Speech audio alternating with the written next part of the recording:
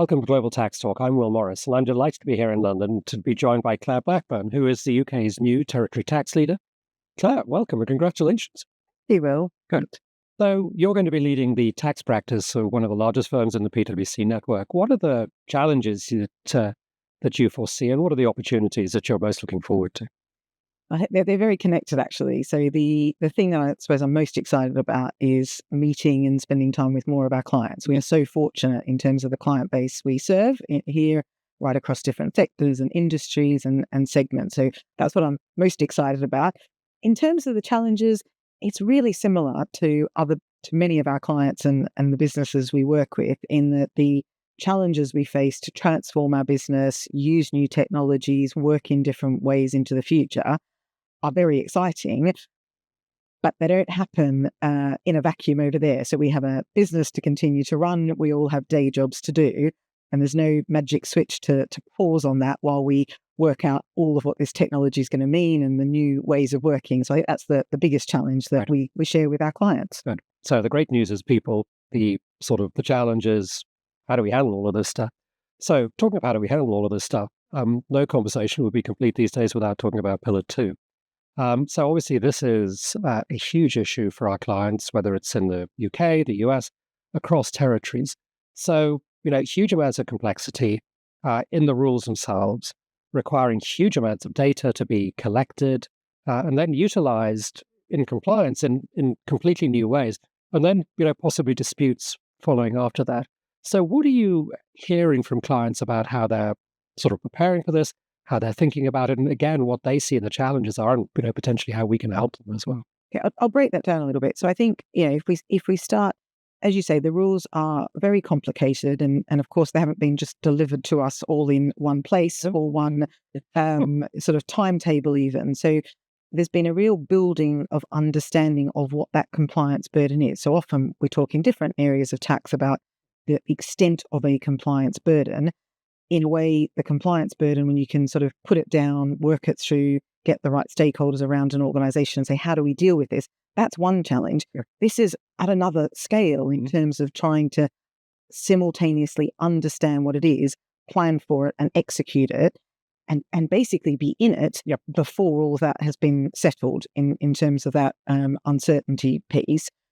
I think what's also been very challenging for many of our clients is it's not something that can just be done in the tax department. So, tax is complex enough, but when you can put your own arms around it, your own teams and your own functions, and sort of manage it alongside other priorities, that's one level of complexity. When it requires other parts of an organisation, and particularly going back to the uncertainty and the timetable, going to those other parts of the organisation and saying, we need some support. We're not sure when we need it. We're changing what we need from you along the way. That's been, some of the challenges that we're seeing. If we jump to your point around the disputes, I think from the clients that I spend time with, the honest position is they're not quite there yet in terms of being in any way, shape or form ready for it at a very specific level. And I think that's also in the context of the existing complexity of the disputes environment. Right. So they've got enough to deal with the disputes that are there in front of them to be sort of preparing for that into the future. Yeah, a big challenge, and one which, as you say, keeps coming at us in different ways and in different pieces. So more to talk about on this, I'm sure. Just one extra point on that actually is the sort of wider stakeholder management at the more senior levels of some of our clients' organisations. So again, from a tax perspective, and if you sort of dealing with different boards or more senior stakeholders, the most important thing to be able to present really in those discussions is a certain position. So, or if it's an uncertain position, the sort of parameters in which it's uncertain. So that having a credible board level conversation with so many, it depends, is quite uncomfortable for many of our clients who are used to being able to present, this is what we need, this is the resources, this is the risk. So I think that's an additional challenge. It is. That is, unfortunately, the world in which we live. So we're in the UK. You've just had an election, a new government, first real change in government in 14 years. The new incoming Labour government has talked about keeping stability in the tax system. At the same time, there are huge fiscal challenges, shall we say, which have to be met. one of the things that some talk about is maybe new green taxes. So I wonder if you could just tell us a little about where the UK has, sort of come to in the past few years on green taxes and what might be in the future. Okay. But take a little bit of a step back on the sort of election and the timing and where we're at. The sort of widely held expectation is that this election would have been later in the year, so sort of into the autumn time, and it was an early called election as it was. So there's certainly, from an economic perspective and how it feels, a bit of a positivity that we're into a stable position or a known position in terms of sort of the big picture. The run up to the election, you touched on the sort of fiscal challenges. In the run up, both of the major parties so in government and the sort of the now income has come in, Labour government, very much adjusted expectations of the amount of investment that would be able to be made in net zero sort of areas and the direction of travel. So there was an early warning or an indicator that both government or an incoming government may not be able, because of the fiscal drag, to go as far as they wanted to or had previously said that they would. So there's very much that out there.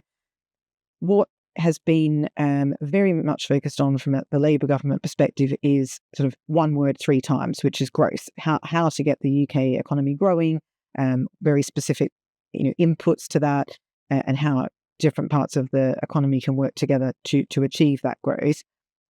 So the tax piece itself is then a very interesting balancing act in that. So on one level, there's a sort of, how do you protect the industries that are growing very strongly in order that growth is achieved? Mm-hmm. They're very much saying that whilst there's still ambitions to achieve various net zero targets, that needs the growth. So we need the growth to make the investment. So then the tax environment to overlay on that is also quite hard for them to work through. So at one level, they need to be careful about the level of tax on various industries that may be less green. Right. So in order to continue to sort of fuel that growth, but at the same time signal through some of the taxes that they're serious about bringing together the growth and the investment in those areas. But what we've seen so far, not just in the growth and the taxes, even just in the last couple of days, is that a bit of a distinction between sort of aspirations and how we're going to get there is we need to grow. So they're setting out sort of aspirational targets and saying, and how we'll get there is with money from that growth in the taxes that they had previously set out. In terms of when we might expect more sort of detail on that, we are expecting an autumn statement later in the year. So where they get to on the specifics of which aspects of that balancing act will sort of how they will make that happen, we'll have more detail on that later. But it is driven by growth. Well, I think we all agree that growth is important and desirable.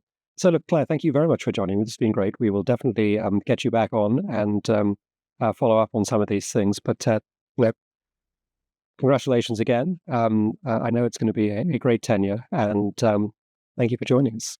Thanks, sir. And thank you for joining us, and come back again so that you stay global tax ready.